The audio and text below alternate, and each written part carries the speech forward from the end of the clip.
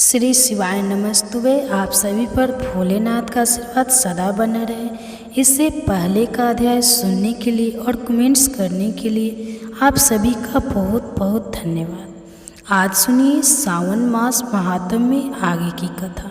साथ ही इस कथा के अंत में आज आप एक ऐसी कहानी भी सुनेंगे जिससे आप जानेंगे कि सबसे बड़ा विश्वासघाती कौन होता है, स्त्री या पुरुष। इसलिए आज की इस कथा को आप अंत तक जरूर सुनिए। इससे पहले के अध्याय में आपने भगवान कामपदी कथा सुनी थी। आगे महादेव जी कहते हैं कि महादेवी कामपदी का पूजन करने के बाद मनुष्य केदार लिंग के समीप जाए।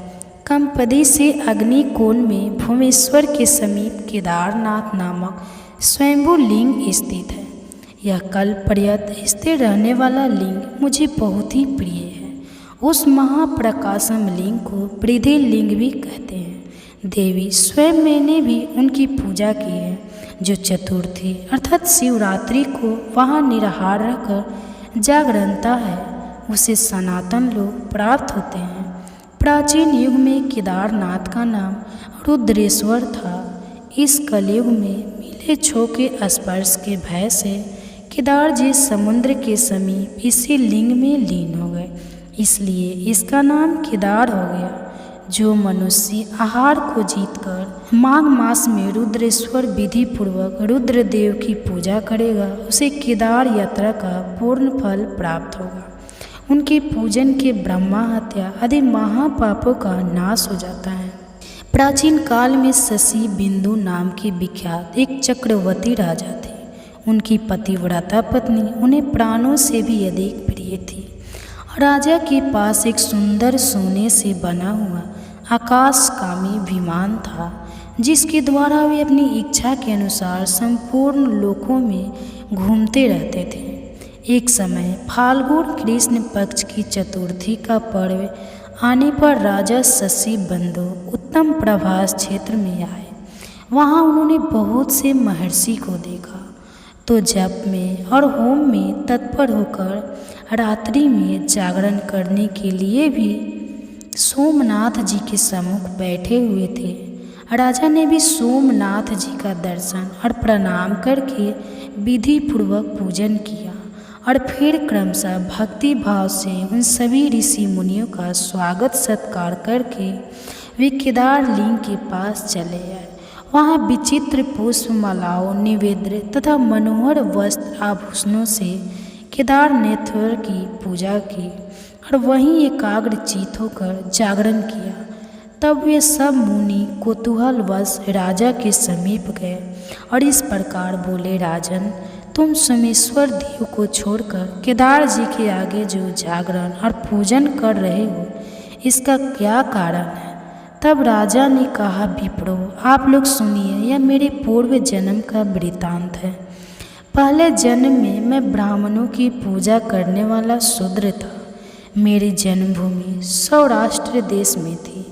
एक समय वहाँ भयंकर अनावृष्टि हुई अर्थात अकाल पड़ गया। उस समय मैं भूख से व्याकुल होकर प्रभास क्षेत्र में चला आया।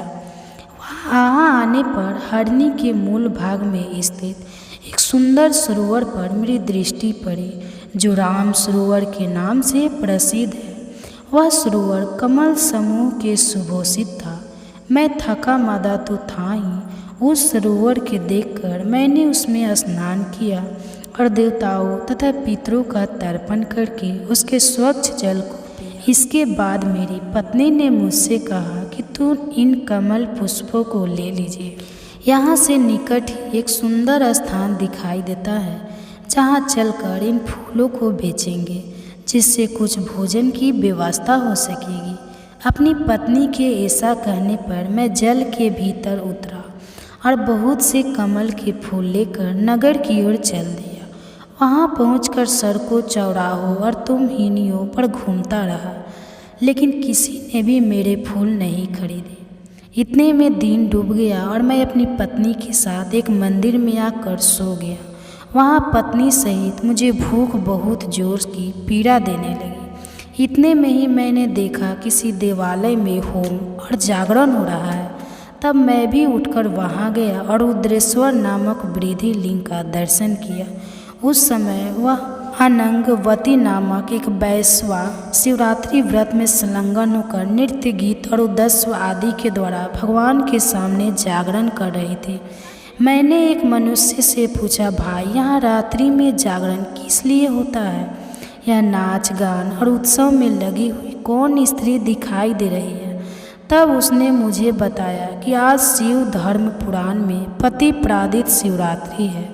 यह धर्म प्राय स्त्री अनंगवती नाम की वैश्या है जो कल्याण में शिवरात्रि व्रत करके जागरण कर रही है। जो कोई मनुष्य शिवरात्रि व्रत करता है उसे दुख, दरिद्र और बंधन की प्राप्ति नहीं होती। दृष्टि या अरिष्ट, योग, रोग अथवा भय भी उसके पास नहीं आता। वह उत्तम कुल में उत्पन्न हो, सुख और सौभाग्य से युक्त होता है, तेजस्वी, यशस्वी तथा पूर्णतः कल्याण का भागी होता है। उस मनुष्य की बात सुनकर मेरे मन में भी यह व्रत करने का निश्चय हुआ।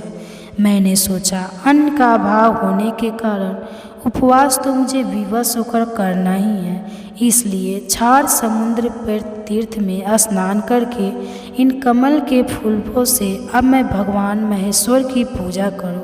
तब मैंने अपनी पत्नी सहित स्नान करके भक्ति भाव से कमल के फूलों द्वारा भगवान रुद्रेश्वर का पूजन किया। पत्नी के साथ रात भर वहाँ जागता रहा। सवेरा होने पर वेश्या ने मुझसे कहा, अपने फूलों का मूल्य 3 भर सोना ले लो। किंतु मैंने सात्विक भाव का आश्रय लेकर उसका दिया हुआ मूल्य स्वीकार नहीं किया। अब मैं भिक्षा मांगकर अपना जीवन निर्वाह करने लगा। बहुत समय के बाद मेरी मृत्यु हो गई। उस समय यह मेरी प्राण प्यारी पत्नी मेरे शरीर को लेकर चिंता की आग में प्रवेश कर गई। उस पूजन और जागरण के प्रभाव से मैं पूर्व जन्म की बातों को स्मरण रखने वाला चक्रवर्ती राजा हुआ। एक बार संयोगवश मैंने यह व्रत किया था जिसका यह महान फल मुझे मिला। अब मैं भक्ति भाव से यथावत सामग्री के साथ जो इस व्रत का पालन करता हूँ, इसका भविष्य में क्या फल होगा यह मैं नहीं जानता। यह सुनकर उन ब्राह्मणों के नेत्र आश्चर्य से खिल उठे। फिर उन्होंने साधु साधु कहकर राजा की पूरी पूरी प्रशंसा की। उन्होंने स्वयं भी उस स्वयंभू लिंग का पूजन किया। राजा शशि बिंदु उस केदार लिंग के प्रसाद से देव दुर्लभ उत्तम सिद्धि को प्राप्त हुआ। अनन्यवती वेश्या शिवरात्रि व्रत तथा केदार लिंग के प्रभाव से रंभा नाम की अप्सरा हुई। इसलिए जो विद्वान पुरुष धर्म, अर्थ, काम और मोक्ष की इच्छा रखता हो उसे प्रयत्न पूर्वक उक्त शिवलिंग का पूजन करना चाहिए। तो जय भोलेनाथ। सावन मास महात्म की कथा में आज इतना ही। अब आज की इस कहानी के माध्यम से जानिए बहुत ही सुंदर जितने भी सावन सोमवार व्रत पड़ेंगे जो बाकी है उसमें हमें किन किन बातों का ध्यान रखनी है, कौन कौन सी गलती हमारे द्वारा नहीं होनी चाहिए। और एक चीज़ का आप लोग सबसे अधिक ध्यान रखिएगा, जो लोग भी यह गलती जिनके द्वारा हो जाती है वो आगे से मत कीजिएगा। तो इसी के ऊपर आज का यह हमारा वीडियो है। तो आप लोग बने रहिए मेरे साथ मेरे चैनल पर। अगर आपको मेरा वीडियो पसंद आता है तो प्लीज़ आप मेरे चैनल को सब्सक्राइब कर दीजिएगा, बेल आइकन को प्रेस कर दीजिएगा, जिससे कि मेरे वीडियो के नए नोटिफिकेशन आप सभी के पास सबसे पहले पहुंचे। तो चलिए शुरू करते हैं और सभी महत्वपूर्ण बातें जान लेते हैं। तो सबसे पहला नियम क्या है कि अगर आप लोग सावन सोमवार का व्रत रखिए हैं या मान लीजिए कि शिवरात्रि के दिन ही पूजा करने जा रही है या प्रदोष के दिन ही जा रही है, तो ध्यान रखिएगा कि कभी भी पूजा करने मंदिर जब जाते हैं, कुछ लोग तो जानते हैं यह चीज़ और कुछ लोग नहीं जानते हैं। तो दोस्तों, चमड़ी का चप्पल वगैरह पहनकर आपको मंदिर नहीं जानी चाहिए, इस बात का ध्यान रखिएगा। अगर पहनकर मान लीजिए इमरजेंसी में चले जाते हैं, दूर है कहीं मंदिर वगैरह, तो पैर अपना पक्का धो कर ही मंदिर के अंदर जानी चाहिए, इस बात का ध्यान रखिएगा। वरना कोशिश करें कि मान लीजिए कंकड़ वगैरह पत्थर कुछ चुभ जाए, उससे अच्छा है कि हवाई चप्पल वगैरह आप लोग पहन के जा सकते हैं। और बिल्कुल पास में ही है तो नंगे पाँव ही हमें मंदिर जानी चाहिए, जो कि बहुत ही अच्छा है। लेकिन मान लीजिए कुछ चुभ जाएगा तो लेने के देने पड़ जाएंगे, तो आप हवाई चप्पल पहन सकती हैं।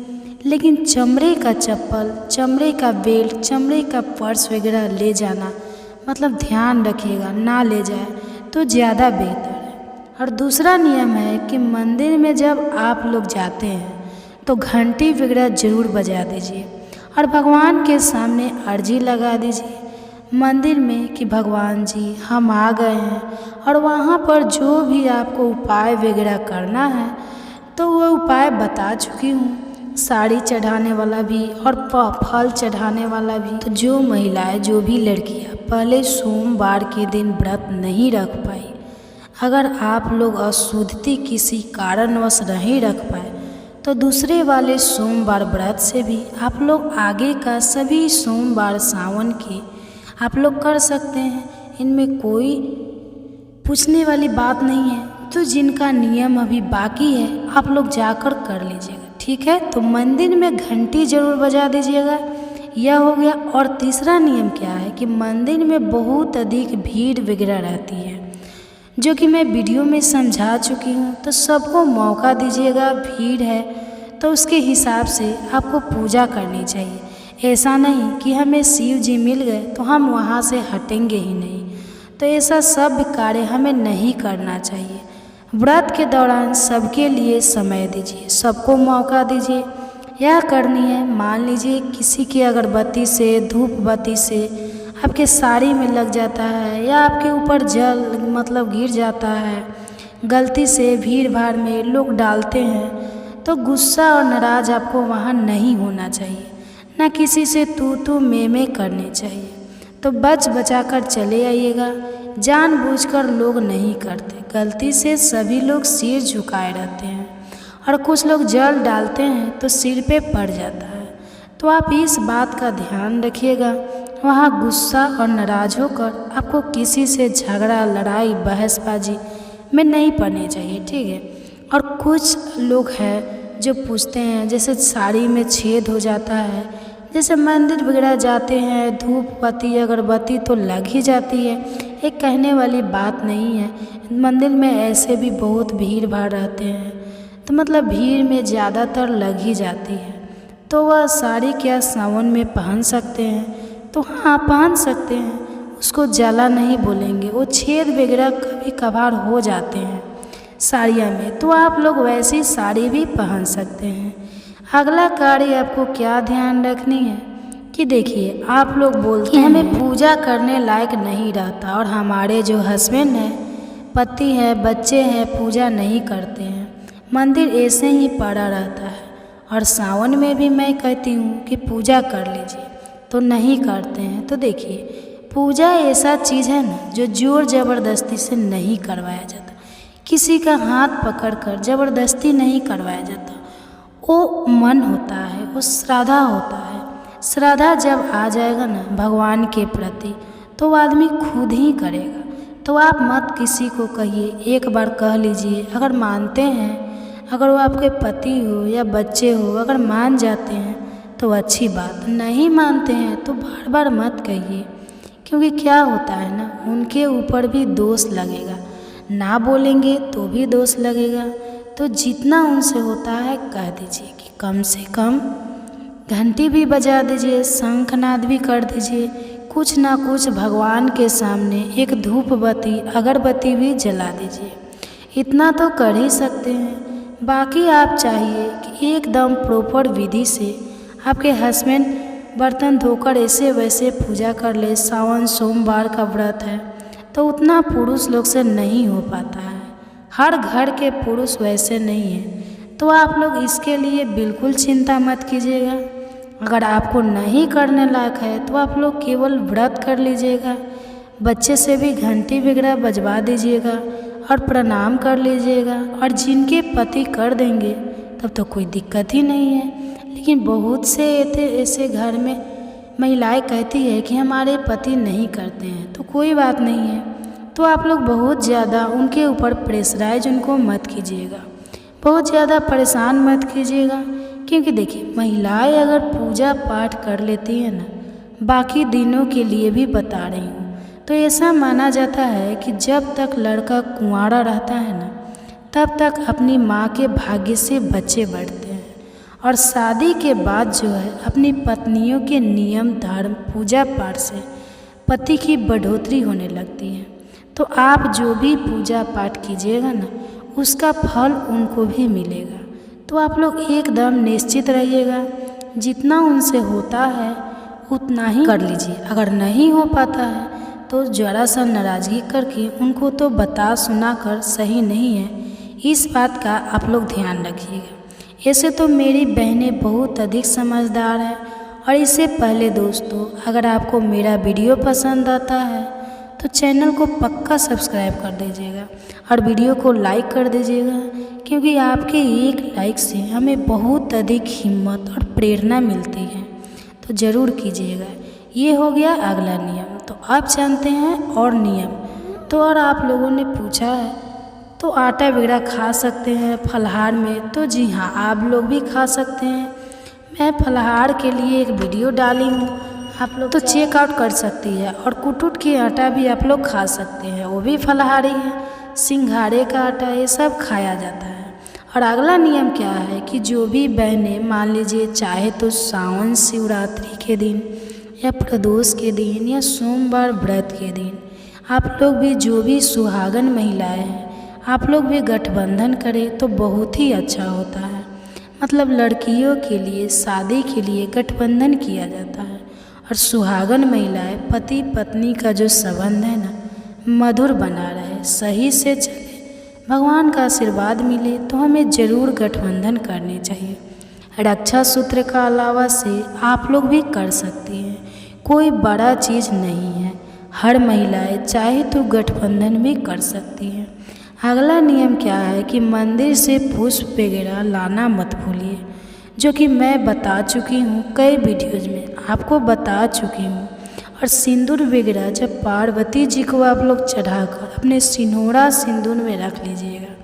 अगर मंदिर जाते समय अगर भूल से सिंदूरा से सिंदूर नहीं लगाई हो तो वहाँ से आने के बाद भी व्रत में लगा लीजिएगा। और आप लोग कहते हैं कि सिंदूर का कलर ख़राब हो गया है, तो इसके लिए तो बहुत सारे वीडियोज़ में बता चुकी हूँ, फिर भी बता रही हूँ। उसको कहीं कुछ निकालिए मत, हटाइए मत, उसको नया पैकेट अच्छा सिंदूर का सावन में चढ़ाकर माता पार्वती से उसमें आप लोग रख लीजिएगा और उसी को लगाइएगा, जो चटकदार है, बढ़िया हो, ठीक है। और अगला नियम क्या है कि सभी पूजा पाठ समाप्त होने के बाद, संपन्न होने के बाद, आप लोग नंदी जी के कान में ज़रूर आप लोग अपनी मनोकामना भी बोल आइएगा।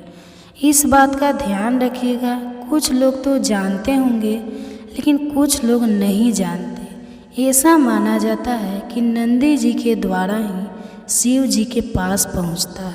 तो अपनी मनोकामना ज़रूर उनके कान में, जो भी पुरुष हो, मतलब भाई लोग हो या बहनें हो, कुंवारे लड़का लड़कियां हो, आप लोग अपनी मनोकामना परीक्षा के लिए, नौकरी के लिए, शादी विवाह के लिए बोलकर आ सकते हैं। ये हो गया। और व्रत में ध्यान रखिएगा, चुगली निंदा से हमें बचनी चाहिए। किसी प्रकार का पाप वगैरह आपके द्वारा ना हो। किसी जानवर वगैरह को मतलब बेरहमी से हमें मारनी नहीं चाहिए। ख़ास तौर से पुरुष लोग ध्यान रखेंगे। व्रत के दौरान कभी भी जैसे मार्केट वगैरह में जो साथ घूमते हैं ना, जो शिव जी का स्वरूप मानते हैं, तो ध्यान रखिएगा। ऐसे तो बहुत लोग हैं डिसरेज होते हैं, फिर भी व्रत के दौरान, सावन के दौरान अगर ना मारे तो ज़्यादा बेहतर है, ठीक है। डंडा लाठी से आप दिखाकर भगा सकते हैं, करा सकते हैं, लेकिन मारना नहीं चाहिए। ना चुगली निंदा हमें करनी चाहिए। व्रत के दौरान इन सभी बातों का आप लोग ध्यान रखिएगा। अगर सावन सोमवार का व्रत कर रही है तो व्रत ही कर रहे हैं और नियम का पालन ही नहीं कर रहे हो, तो ऐसे व्रत का क्या लाभ। और पैरों में महावर वगैरह लगा लीजिएगा। यह चीज़ तो मैं बता चुकी हूँ। तभी हमें मंदिर जानी चाहिए और वहाँ से आने के बाद या सुबह में ही परिणाम अपने घर के सभी बड़ों का कीजिएगा। पति है तो उनका भी चरण स्पर्श कर सकती हैं। तो आशा करती हूँ कि सभी बातें अभी आप लोगों के समझ में आ गई होगी। देवी पार्वती ने भगवान शिव से पूछा, हे भगवान, आपने जो यह कहा है कि पहले कदाफी का दर्शन करें, इसका क्या कारण है? क्योंकि वह तो आपका सेवक है। स्वामी के बाद ही सेवक का पूजन हो, यही सनातन धर्म है। देवी पार्वती का प्रश्न सुनकर महादेव जी कहने लगी, देवी, प्रभास क्षेत्र में सोमेश्वर के रूप में जो लिंग रूपधारी सदाशिव विराजमान है, वे इंद्रियातीत पुरुषों द्वारा चिंतन करने योग्य हैं। उनके वाम भाग में 12 रूपधारी भगवान विष्णु और दक्षिण भाग में प्रजापति ब्रह्मा जी विराजमान हैं। द्वापर की संधि में कलयुग प्राप्त होने पर स्त्री, मलेच्छ, शूद्र और अन्य पापचारी मनुष्य भी भगवान सोमनाथ का दर्शन करके शीघ्र ही स्वर्ग लोक को चले जाते हैं। बालक और वृद्ध सभी उत्तम गति को प्राप्त होते थे।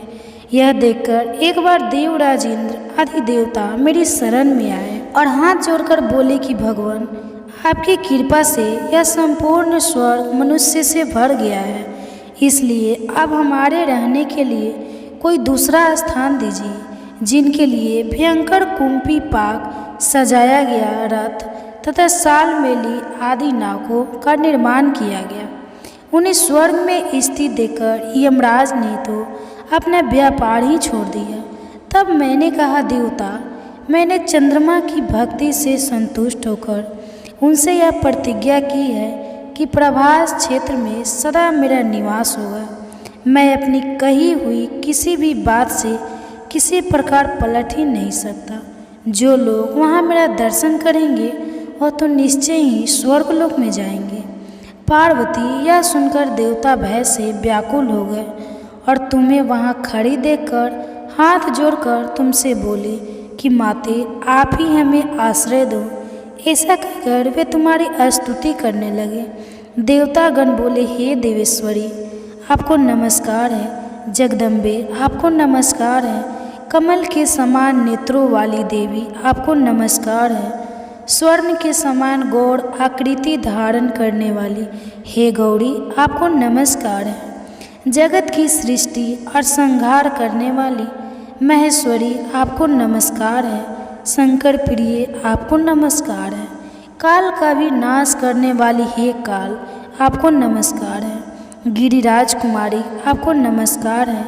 आर्यभद्रे, विशालाक्षी, त्रिलोक सुंदरी, आपको नमस्कार है। आप ही रति, धृति, श्री स्वाहा, सौधा, सती, दुर्गा, मति, मेधा, पृथ्वी तथा स्वर्ण स्वरूपा हो। आपने इस संपूर्ण चराचर त्रिलोकी को व्याप्त कर रखा है।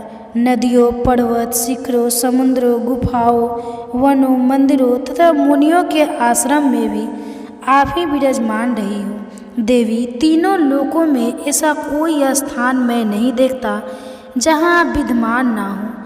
विशाल नेत्रों वाली हे शिवे, हमारी यह प्रार्थना सुनकर महान भय से हमें बचाओ। देवी इंद्र आदि देवताओं के इस प्रकार स्तुति करने पर तुम करुणा के वशीभूत होकर हाथ मलने लगी।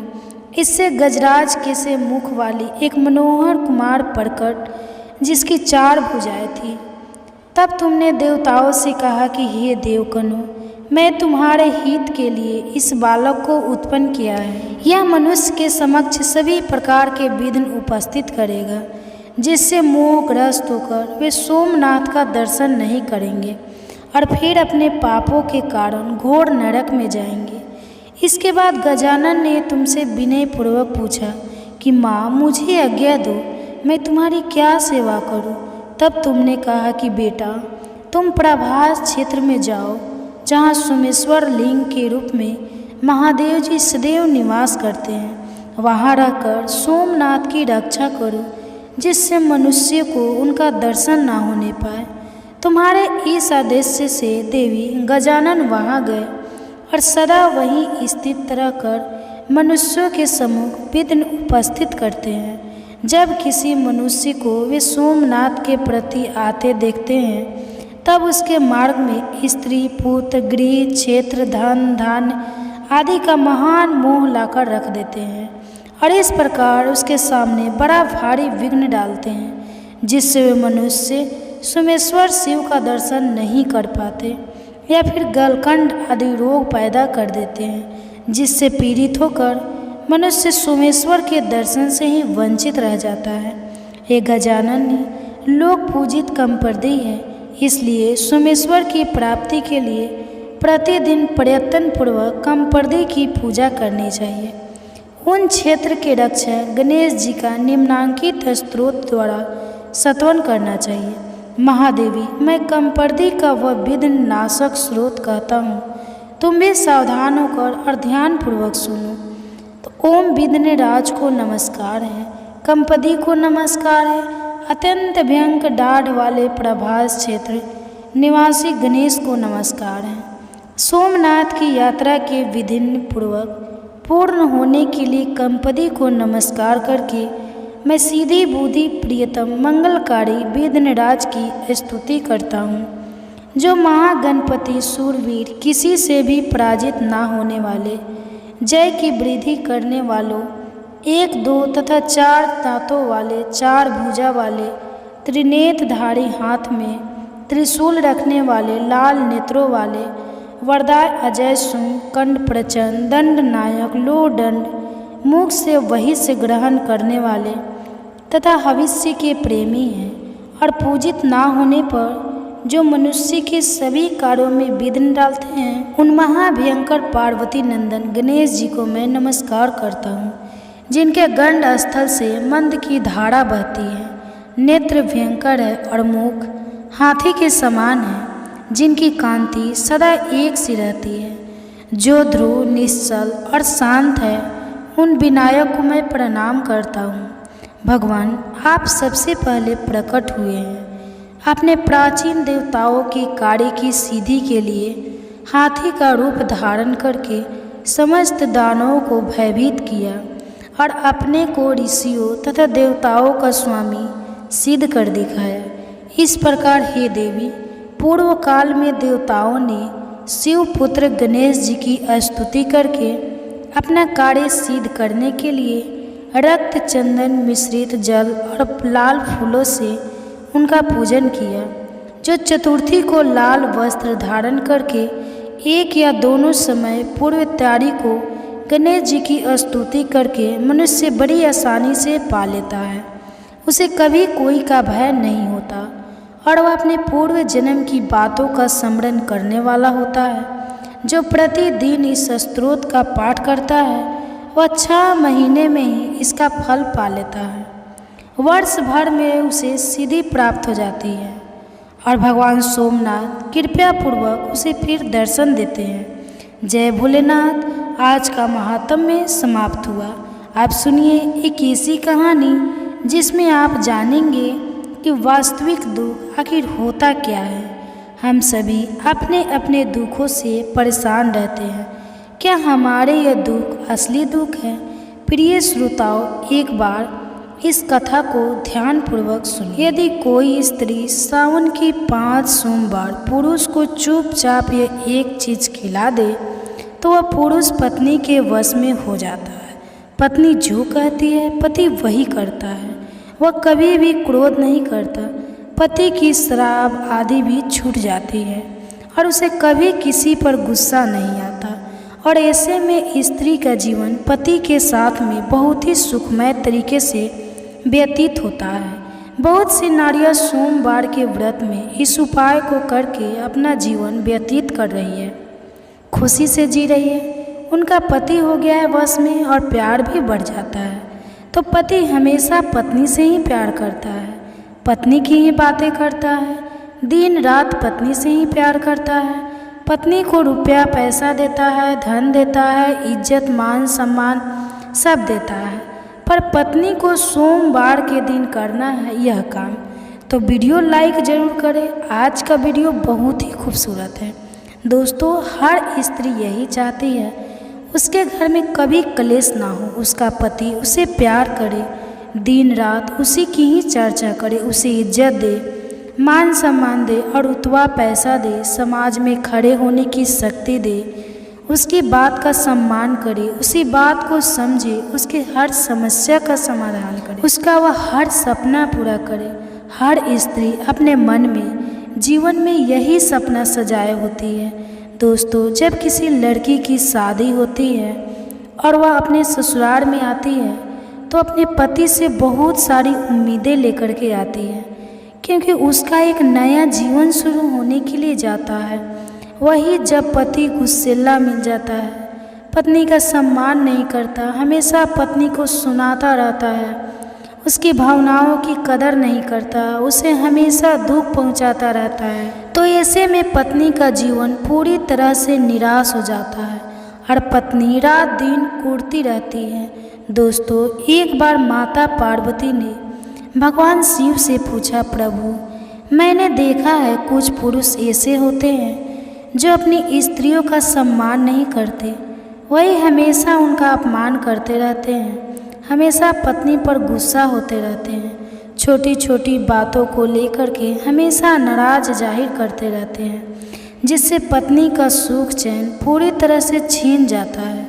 तो प्रभु, मैं यह जानना चाहती हूँ, क्या कोई ऐसा उपाय नहीं है जिससे पुरुष का गुस्सा पूरी तरह से खत्म हो जाए और वह पत्नी का सम्मान करे, पत्नी को प्यार करे। फिर भगवान शिव कहते हैं, पार्वती, मैं तुम्हें एक ऐसे उपाय के बारे में बताता हूँ। यदि कोई भी स्त्री सावन के 5 सोमवार अपने पति को चुपचाप एक चीज़ खिला देती है तो उसका पति जीवन भर उसका सम्मान करता है, उसे प्यार करता है, उस पर कभी गुस्सा नहीं करता, उसकी हर बात को महत्व देता है। फिर माता पार्वती कहती है, हे प्रभु, आखिरकार वह चीज़ कौन सी है जो पुरुष को खिलाने मात्र से उसका गुस्सा हमेशा के लिए छूमंतर हो जाता है और पत्नी के जीवन में खुशियाँ भर जाती है।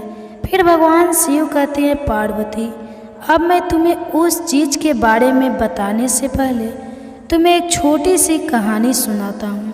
जब तुम कहानी को पूरे मन से सुनोगे तो तुम्हें वह पूरा उपाय ठीक से समझ में आएगा और वह चीज़ कौन सी है यह भी तुम्हें मालूम पड़ जाएगा। फिर माता पार्वती कहती है, ठीक है प्रभु, आप कहानी को सुनाना प्रारंभ करें, मैं कहानी को पूरे मन से सुनूंगी। तो दोस्तों, कहानी शुरू करने से पहले मेरा आप सभी से अनुरोध है कि आप हमारी कहानी में खो जाए। उससे पहले हमारे चैनल को सब्सक्राइब करके बेल आइकन को अवश्य दबा लें, जिससे हमारी हर वीडियो का नोटिफिकेशन सबसे पहले आप तक पहुंच सके और आप हमारी हर वीडियो से प्राप्त ज्ञान का अपने जीवन में लाभ उठा सके। तो आइए कहानी शुरू करते हैं। भगवान शिव कहते हैं, पार्वती, बहुत पुरानी बात है, एक नगर में एक राजकुमार रहता था। वह किसी ऐसी लड़की से शादी करना चाहता था जिसके सब जैसे लाल लाल गाल हो, सेब के बीज जैसे कतई आंखें हो और सेब के रंग जैसा मीठा स्वभाव हो। लेकिन ऐसी लड़की उसको अपने राज्य में कोई नहीं मिली, इसलिए वह ऐसी लड़की की खोज में दूसरे देश को चल दिया।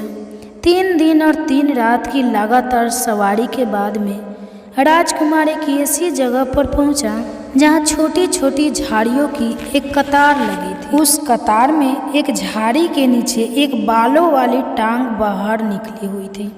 फिर जो राजकुमार उस टांग को देख करके रुक गया, तभी उसने एक आवाज़ सुनी, उफ मेरी बदकिस्मती, जो मैं यहाँ पर चिपक गया हूँ। वही झाड़ियों में से फिर आवाज़ आई, मेरी टांग खींचो, तभी तुमको पता चलेगा कि मैं कौन हूँ। फिर राजकुमार ने कहा, अच्छा, और ऐसा कह करके राजकुमार ने जोर लगा करके जैसे ही उसकी टांग खींची तो एक छोटा आदमी जिसका शरीर गोल था और वह लाल और हरे रंग के कपड़े पहने था, एकदम से बाहर निकल आया।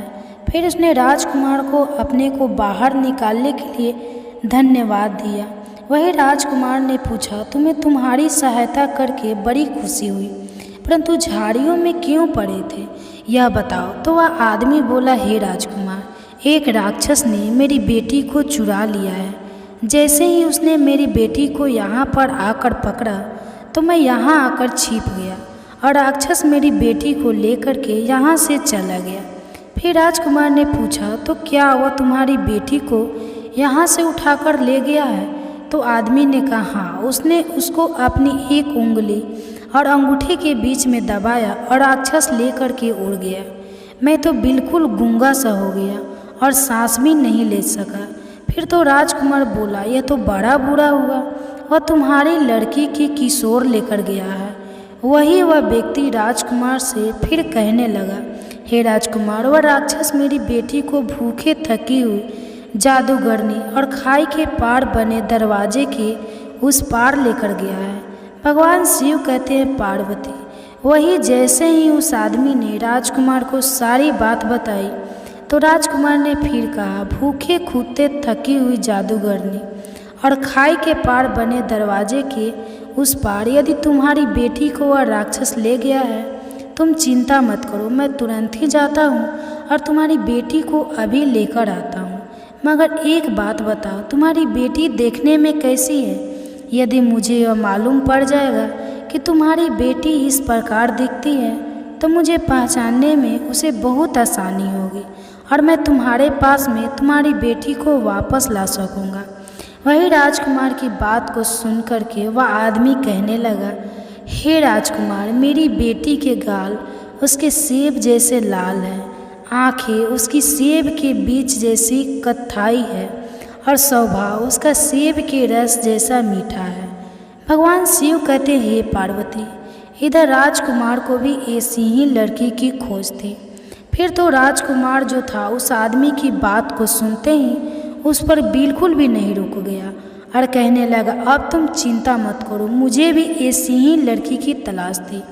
और फिर इस प्रकार राजकुमार जो था तुरंत ही अपने घोड़े पर सवार हो गया और उस लड़की की खोज में दौड़ चला।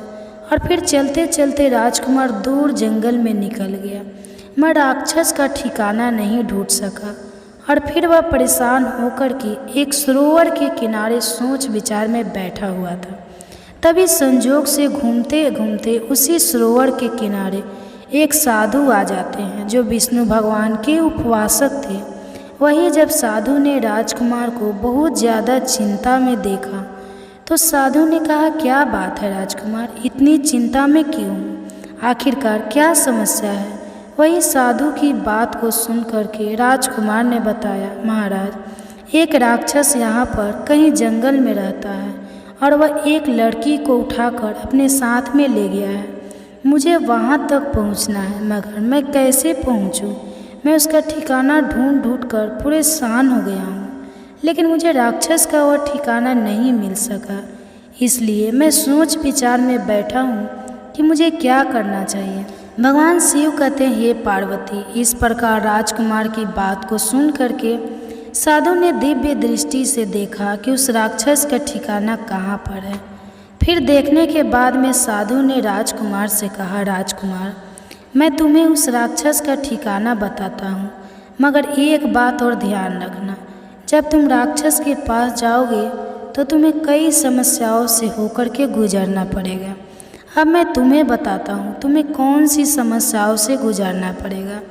जब तुम राक्षस के ठिकाने पर पहुँचोगे तो सबसे पहले तुम्हें एक कुत्ता मिलेगा जो बहुत ही गुस्से वाला है, और मैं तुम्हें बताना चाहता हूँ कि वह असल में कुत्ता नहीं है, वह एक राक्षस है और कुत्ते के रूप में पहरेदारी करता है। और यदि कोई उस गुप्त स्थान पर घुसने की कोशिश करता है तो वह कुत्ता उस पर हमला कर देता है और उसे ख़त्म कर देता है। वही जब तुम और आगे बढ़ोगे तो तुम्हें एक जादूगरनी मिलेगी जिसे किसी इंसान को देखते ही इतना गुस्सा आता है कि वह गुस्से से लाल हो जाती है और सामने वाले इंसान को मारकर खा जाती है। और फिर तुम जब और आगे बढ़ोगे तो तुम्हें एक दरवाज़ा मिलेगा जो असल में दरवाज़ा नहीं है, वह भी एक राक्षस है जो दरवाजे के रूप में पहरेदारी करता है और फिर उससे प्रवेश करने वाले इंसान को तुरंत ही खा जाता है। भगवान शिव कहते हैं, हे पार्वती, वही वह साधु जो था राजकुमार से आगे कहता है, हे राजकुमार, यदि तुम्हें इन तीनों के गुस्से से बचना है, इनके गुस्से को काबू में करना है, उनका गुस्सा खत्म करना है तो तुम्हें अपने साथ में एक चीज़ रख कर के ले जानी है, और जब वह तुम्हारे ऊपर गुस्सा करना प्रारंभ कर दे तो उनसे कहना कि मुझ पर गुस्सा मत करो, मैं तुम्हें एक ऐसी चीज़ पिलाने वाला हूँ जिसको पीने के बाद तुम अमर हो जाओगे। और फिर तुम उस चीज़ को निकालना जिसके बारे में मैं तुम्हें बताता हूँ, और फिर तुम उस चीज़ को उन तीनों को 5-5 चम्मच पिला देना। और फिर वह जैसे ही इस चीज़ को पिएंगे तो उस चीज़ के प्रभाव से वह तुम्हारे गुलाम हो जाएंगे और तुम्हें आगे जाने के लिए खुशी खुशी रास्ता दे देंगे और तुम्हारे साथ में मित्रोत व्यवहार करेंगे। भगवान शिव कहते हैं, हे पार्वती, इस प्रकार साधु की बात को सुनकर राजकुमार ने जंगल से उस चीज़ की व्यवस्था की जो साधु ने बताई थी, और फिर उसने अपने साथ में लेकर के राक्षस के ठिकाने पर पहुंच गया। राक्षस हवा की गति से भागा जा रहा था कि ये कुत्ते का घर है। कुत्ता अपने घर से निकलकर भौंकने लगा। राजकुमार, तुम कहाँ जा रहे हो? सावधान हो जाओ, यदि तुमने आगे जाने की कोशिश की तो मैं तुम्हें खा जाऊंगा। वहीं राजकुमार ने वह चीज़ निकाली जिस चीज़ के बारे में साधु ने बताया था, और फिर उस कुत्ते से कहा, तुम्हें मैं एक चीज़ ऐसी पिलाऊंगी कि तुम अमर हो जाओगे, मुझे आगे जाने दो। फिर कुत्ता कहने लगा, यदि ऐसी बात है तो ठीक है, तुम मुझे वह चीज़ दिखाओ। वह चीज़ क्या है? वही राजकुमार ने वो चीज़ निकाली और कुत्ते को पिला दी और कहा, मैं राक्षस के किले को जा रहा हूँ, जहाँ सेब जैसे से सुर्ख गाल वाली, सेब के बीज जैसी कत्थई रंग की आँख वाली और सेब के रस जैसे मीठे स्वभाव वाली लड़की कैद है। फिर कुत्ता बोला, मुझे किसी को देखते ही एकदम से क्रोध आ जाता था। वही राजकुमार की बात को सुन करके कुत्ता कहने लगा, हे राजकुमार, मुझे किसी को भी देखते ही एकदम से क्रोध आ जाता था, लेकिन जब से मैंने तुम्हारी दी हुई चीज़ पी है तब से मेरा गुस्सा पता नहीं कहाँ गायब हो गया है। राजकुमार, तुम बहुत अच्छे हो, अब तुम आगे जा सकते हो, मैं तुम्हें कोई नुकसान नहीं पहुँचाऊँगी, मगर एक बात ध्यान रखना, यदि तुम्हें कहीं पर वह लड़की दिखाई ना दे या वह लड़की कहीं पर ना मिले तो तुम्हें वहाँ पर एक सेब दिखाई देगा, तुम उस सेब को अवश्य उठा लेना। भगवान शिव कहते हैं, हे पार्वती, इस प्रकार राजकुमार ने उस कुत्ते को अपना खाना दे दिया जो स्वयं के खाने के लिए अपने हाथ में लाया था, और कहा, यह लो कुछ रोटियां और इन्हें खा करके अपनी भूख मिटाओ। और फिर राजकुमार ने ऐसा कह करके उस कुत्ते को अपनी सारी रोटियां दे दी, और फिर कुत्ते ने खुशी से वो रोटी खाई और राजकुमार से बोला, जाओ राजकुमार, भगवान करे कि तुम उस लड़की को छुड़ाने में कामयाब हो, मगर यह जरूर याद रखना, अगर तुम्हें वह लड़की कहीं पर दिखाई ना दे तो वहाँ पर तुम्हें एक सेब जरूर दिखाई देगा, उस सेब को जो तुम जरूर उठा लेना। इस प्रकार राजकुमार फिर अपने घोड़े पर चढ़ा और कुत्ते के ऊपर से छलांग लगा दी और हवा की गति से अपने घोड़े को दौड़ता हुआ वह जादूगरनी के घर के पास आ गया। वहीं जादूगरनी ने कहा, ए राजकुमार, सावधान हो जाओ, यदि आगे बढ़े तो मैं तुम्हें जिंदा खा जाऊंगी। वहीं राजकुमार ने जादूगरनी को भी वही चीज़ पिला दी, और फिर राजकुमार ने जवाब दिया, मैं राक्षस के किले को जा रहा हूँ, जहाँ सेब जैसे सुर्ख गाल वाली, सेब के बीज जैसी कत्थई रंग की आँख वाली और सेब के रस जैसे मीठे स्वभाव वाली लड़की कैद है। फिर तो जादूगरनी का गुस्सा ठंडा हो गया और राजकुमार से कहा, ठीक है, तुम यहाँ से आगे जा सकते हो, मैं तुम्हें कोई नुकसान नहीं पहुँचाऊँगी। और फिर जादूगरनी की बात को सुन करके राजकुमार ने जादूगरनी को एक कंबल भेंट दिया। तो जादूगरनी ने उस कंबल को अपने शरीर के चारों ओर लपेट लिया और कहने लगी, राजकुमार, तुम बहुत अच्छे हो, मैं तुम्हें कोई नुकसान नहीं पहुंचाऊंगा। उंगियट कहते हैं कि पार्वती इस प्रकार राजकुमार जो था जादूगरनी के मकान के ऊपर से छलांग लगाता हुआ हवा की तरह तेजी के साथ में उस लड़की की खोज में आगे चल दिया। अब फिर वह एक दरवाजे के पास में आया जो एक राक्षस के रूप में खड़ा हुआ था। वहीं वह दरवाज़ा जो था राजकुमार को देख करके कहने लगा, हे राजकुमार, सावधान हो जाओ, यदि तुमने एक कदम भी आगे बढ़ाया तो मैं तुम्हें खा जाऊंगा। वहीं राजकुमार ने उन राक्षस को भी वह चीज़ पिला दी और उसका गुस्सा शांत कर दिया और कहा, मैं राक्षस के किले को जा रहा हूँ, जहाँ सेब जैसे सुर्ख गाल वाली, सेब के बीज जैसी कत्थई रंग की आँख वाली और सेब के रंग जैसे मीठे स्वभाव वाली लड़की कैद है। फिर तो दरवाजे ने कहा, मेरा गुस्सा पता नहीं कैसे शांत हो गया। तुम बहुत अच्छे राजकुमार हो, अब मैं तुम्हें रास्ता देता हूँ, तुम आगे जा सकते हो। वही राजकुमार ने दरवाजे की जंग को साबुन से साफ किया तो दरवाज़ा खुश होकर बोला, जाओ राजकुमार जाओ, भगवान करे कि तुम उस लड़की को छुड़ाने में अवश्य कामयाब हो। मगर एक बात ध्यान रखना, अगर तुम्हें वहाँ पर वह लड़की दिखाई ना दे तो वहाँ पर तुम्हें एक सेब रखा हुआ जरूर दिखाई देगा, फिर तुम उस सेब को अवश्य उठा लेना। इस प्रकार राजकुमार ने दरवाजे के ऊपर से छलांग लगाई और फिर घोड़ा नाचता चला गया।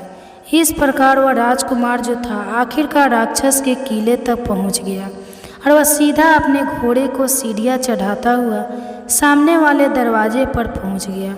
वही जब किले के पीछे पहुँचा तो उसे वहाँ पर कोई राक्षस दिखाई नहीं दिया। वह लड़की दिखाई दी। फिर वह आगे वाले कमरे में गया पर वहाँ भी उसे कोई दिखाई नहीं दिया। फिर वह राजकुमार रसोई में गया, वहाँ भी उसे कोई राक्षस दिखाई नहीं दिया, न वह लड़की दिखाई दी। इसके बाद में वह राक्षस को सोने वाले कमरे में पहुँचा। वहाँ उसने खर्राटे की आवाज़ सुनी। उसके अंदर झांक कर देखा तो राक्षस गहरी नींद में सो रहा था और पास में ही एक तस्तरी में एक सेब रखा हुआ था। तभी राजकुमार को याद आया कि सभी ने उसे क्या कहा था, अगर तुम्हें वह लड़की वहाँ पर दिखाई ना दे तो तुम्हें वहाँ पर एक सेब रखा हुआ जरूर दिखाई देगा, जिसे तुम अवश्य उठा लेना। भगवान शिव कहते, हे पार्वती। फिर तो राजकुमार ने जैसे ही उस सेब को उठा लेना चाहा तो सेब को छूने से पहले ही वह सेब जो था एक लड़की में बदल गया, जिसके गाल सेब की तरह सुर्ख थे और आंखें सेब के बीजे की तरह कत्थई रंग की थी। फिर लड़की ने रो करके राजकुमार से कहा, हे राजकुमार, मुझे बचा लो, मुझे यहाँ से ले चलो। वहीं राजकुमार कहने लगा, अब तुम चिंता मत करो, जल्दी से मेरे पास आओ और हमारे साथ चलो, मेरा घोड़ा नीचे खड़ा है। और फिर इस प्रकार राजकुमार जो था उस लड़की को लेकर के वहाँ से भाग लिया। वही राजकुमार ने लड़की को घोड़े पर बैठाया और दौड़ता चला। तभी राक्षस की यहाँ आंखें खुल गई और वहीं से राक्षस चिल्लाया, हे दरवाजे, जल्दी से उसे रोको। तो दरवाज़ा कहने लगा, मैं नहीं रोकूंगा, उसने मेरे जोड़ों में साबुन लगाया है। और इस प्रकार कह करके दरवाजे ने राजकुमार के वहाँ से आगे जाने के लिए रास्ता दे दिया। फिर तो राजकुमार उस लड़के को लेकर के दरवाजे के ऊपर से निकल गया।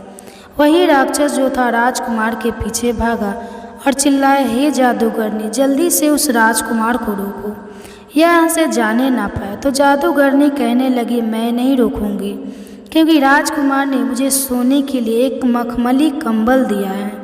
इस प्रकार राजकुमार उस लड़की को लेकर के वहाँ से भी आगे निकल गया।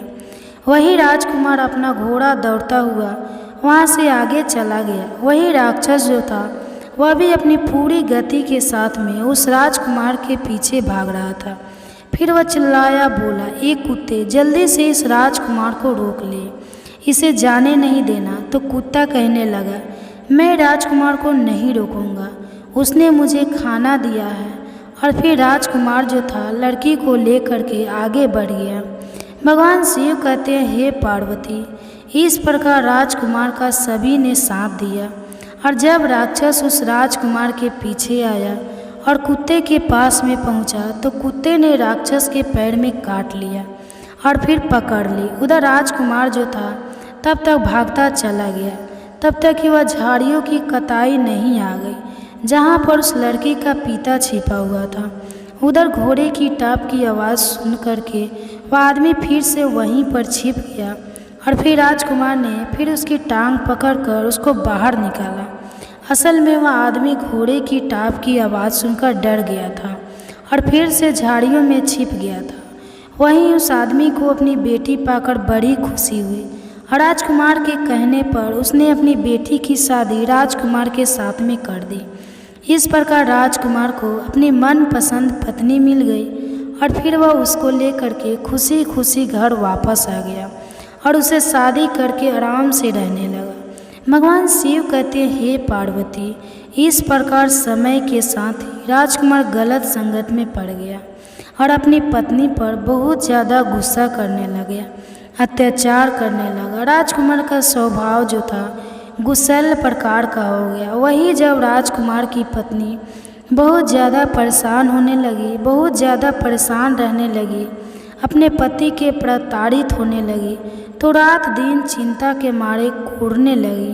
और फिर कुछ ही दिनों के बाद में वही साधु जिसने राजकुमार को गुस्सा करने वाली चीज़ के बारे में बताया था, एक दिन राजकुमार के दरवाजे पर भिक्षा मांगने के लिए आया। फिर जब उस राजकुमार ने साधु को भिक्षा दी और उधर साधु ने राजकुमारी की चिंता की जब लकीरों को देखा और जब साधु को मालूम पड़ा कि इस राजकुमार का पति बहुत ज़्यादा गुस्सैल स्वभाव का हो गया है, तो साधु ने जो चीज़ राजकुमार को बताई थी उसी चीज़ के बारे में राजकुमारी को भी बता दिया। और फिर राजकुमारी ने बेल के 5 पत्तों का रस ले करके उसमें सुपारी मिला करके सावन के 5 सोमवार राजकुमार को चुपचाप पिला दिया, जिसके प्रभाव से राजकुमार का गुस्सा हमेशा के लिए समाप्त हो गया और वह राजकुमारी से प्यार करने लगा। वहीं अंत में माता पार्वती कहती है, प्रभु अब मैं समझ गई, यानी जो भी स्त्री बेल के पत्तों को सावन के 5 सोमवार सुपारी में मिला करके बेल के पत्तों के रस को चुपचाप अपने पति को पिला देती है, उसके पति का गुस्सा हमेशा के लिए छूमंतर हो जाता है। फिर भगवान शिव कहते हैं, हे पार्वती, तुमने ठीक समझा, बेल का पत्ता मुझे बहुत ही प्रिय है और यह इंसान के गुस्से को छूमंतर कर देता है। तो दोस्तों, यदि आपको वीडियो पसंद आई हो तो प्लीज़ आप हमारे चैनल को सब्सक्राइब करें और भगवान शिव और माता पार्वती के लिए एक लाइक करना ना भूलें। धन्यवाद।